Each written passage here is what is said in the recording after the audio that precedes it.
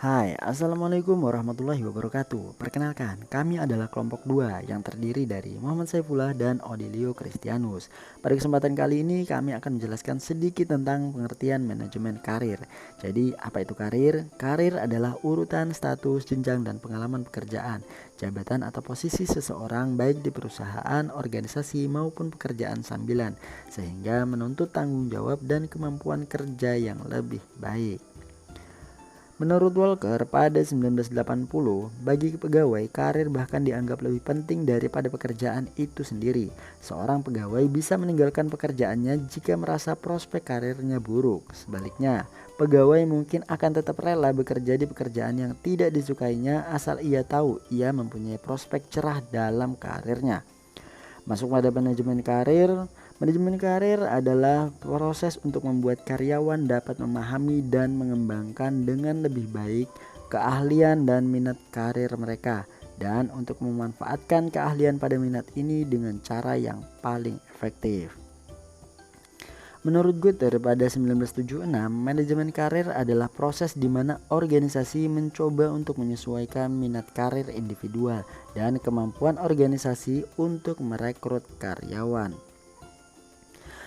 Tujuan atau sasaran karir adalah posisi atau jabatan tertentu yang dapat dicapai oleh seorang pegawai bila yang bersangkutan memenuhi semua persyaratan dan kualifikasi yang dibutuhkan untuk melaksanakan jabatan tersebut. Namun, untuk mencapai suatu karir tertentu, karyawan harus memenuhi syarat-syarat, yaitu ada tidaknya lowongan jabatan yang dituju, ada tidaknya keputusan dan referensi dari pimpinan, ada tidaknya kandidat lain yang sama kualitasnya.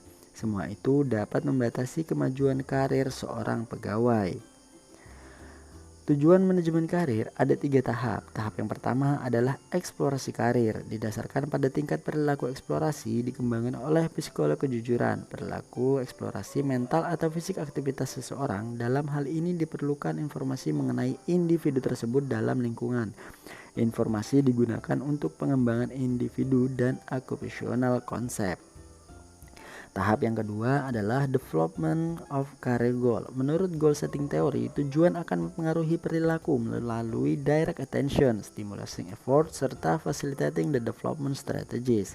Kemampuan dan keahlian lewat pengalaman kerja. Jadi kemajuan karir diperoleh dalam pengabdian. Tahap yang ketiga adalah political system, terutama pada perusahaan yang kosimetrik seperti perusahaan telekomunikasi, akuntansi, dan proyek-proyek kompleks yang ada dalam organisasi. Oleh James Rosenbaum disebut sebagai metode alokasi turnamen, yakni bersaing untuk memperebutkan kesempatan. Dari perspektif perusahaan, kegagalan untuk memotivasi karyawan untuk merencanakan karir mereka dapat menyebabkan banyak hal. Yang pertama, kekurangan karyawan untuk mengisi posisi yang tersedia. Yang kedua, komitmen karyawan yang lebih rendah. Yang ketiga, penggunaan dana pelatihan dan pengembangan yang tidak tepat sasaran. Dari perspektif karyawan sendiri, tidak hadirnya manajemen karir dapat mengakibatkan banyak hal juga.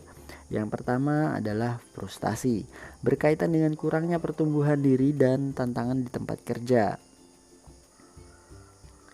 Yang kedua adalah perasaan kurang berharga di perusahaan itu sendiri. Yang ketiga adalah ketidakmampuan untuk memperoleh kembali pekerjaan. Dan itulah tadi sedikit dari kami tentang manajemen karir. Lebih kurangnya kami mohon maaf dan assalamualaikum warahmatullahi wabarakatuh.